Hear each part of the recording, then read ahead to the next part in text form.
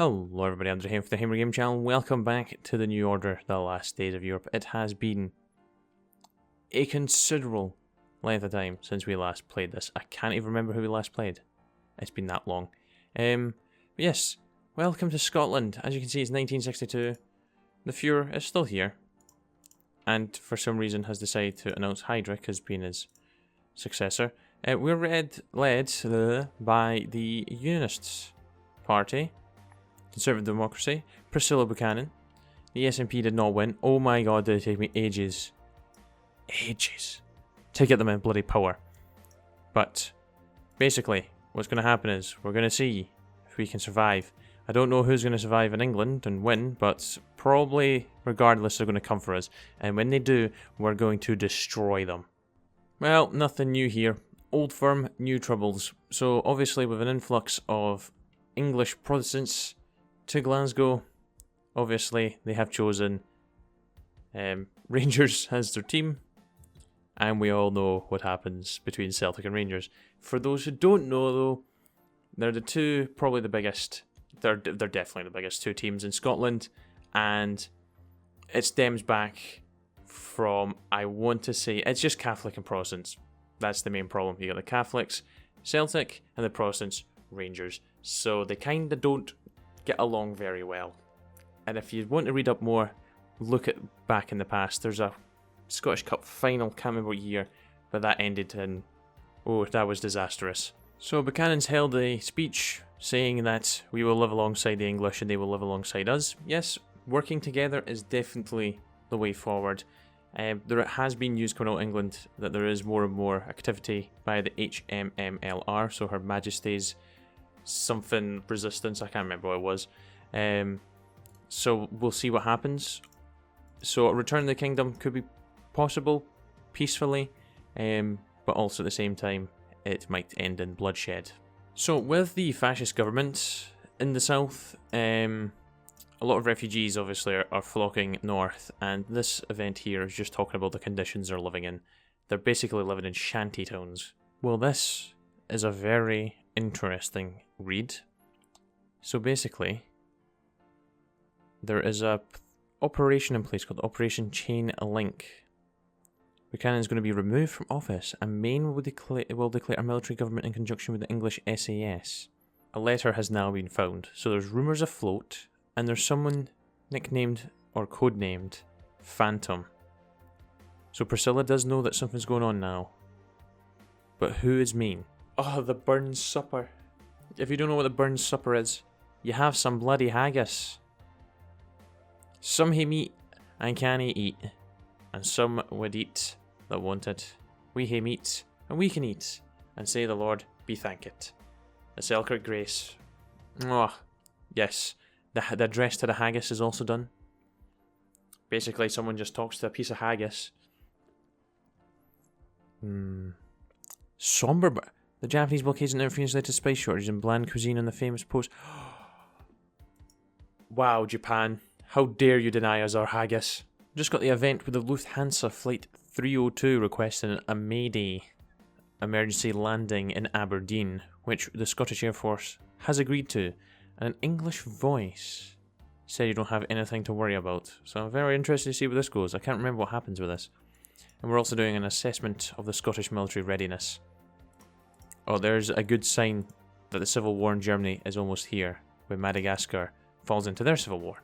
I wouldn't say that's just another day at Aberdeen Airport. So basically, the hijackers, a man and a woman, they are both English and they want to defect. They used a toy gun and a starter pistol to force the plane to continue over the North Sea, because they were supposed to land in Bergen. And if everybody knows where Bergen is, it's in Norway. So they were allowed to stay. Not illegal.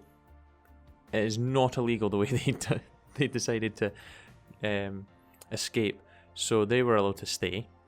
And there was 59 passengers and 7 crew, who were mostly English. We offered them asylum, which 3 Norwegians and 4 English accepted. So they're welcome. The rest of the flight is away back to Bergen. The Scottish Open of 1963 is underway.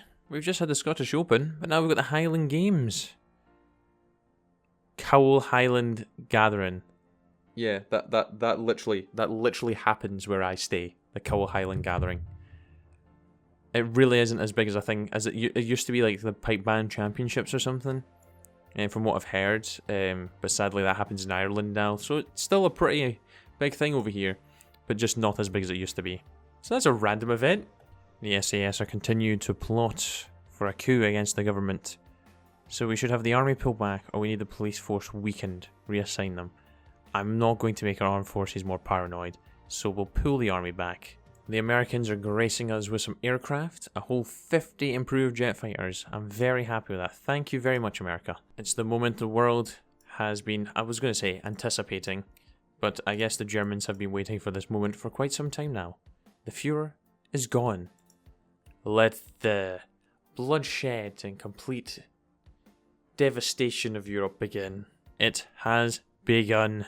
The Reich has erupted into chaos. Okay, so the coup hasn't happened. We're going to change focus tree. So, the English Civil War has begun. Hans Spiedel's got control of Germania.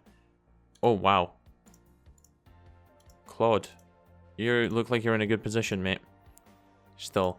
Yep, emergency meeting has happened. We all know the situation. The first chance of British freedom in decades has just risen up in the villages and cities and streets of North England. We know our position. Well, I'm interested to see what our tree's like. The English Civil War. Actions must be taken. Let Claude know. Guidance from Stirling. The coup will be sprung on the government. No. Wind from unlocks the intervention decisions. Oh God. This is not what I was expecting from this route on the... Okay, great. Oh, here we go. Another sighting of the Loch Ness Monster. Sorry, but Nessie's not real. As much as it would be amazing for there to be a Loch Ness Monster, it's not the case. Nessie does not inhabit Loch Ness. I do not like the sound of that. So, they had found a link between Paddy Mayne to David Stirling's militarist of the HMMLR, but he's vanished. And he's going to further influence us. This could spiral out of control fast. It could. It could. And they're building the chain link as well. Oh. Okay, we didn't get a choice really to stop it, but the coup has happened. Britain's last democracy goes dark. Paddy Mayne will set up an interim government. Wimberley's all members of the military who may be complicit in resistance have been preemptively arrested to be tried at a later date. Great. Well, Paddy Mayne's here, I guess, and David Eaton-Jones and John Woodhouse. Great, Eric Miles is now our best general. It's not good. It's not good at all. The government prevails in the English Civil War. A light cannot go out. It can only dim. So Paddy is disappointed, of course, at the resistance losing. The HMMLR is gone. And basically, the next time the collaborators and the Scots meet on the battlefield, the Scots are going to win. We shall return. We are going to win. So I'm hoping this tree... Wow, we declare war on them. Wow, the 650th anniversary of the Battle of Bannockburn. Stirling Castle. Edward II prepared for the famous battle. Only half of his 27,000 requested men arrived. Robert's numerically inferior troops dealt him a fatal blow, killing up to 10,000 troops while losing less than half of this themselves.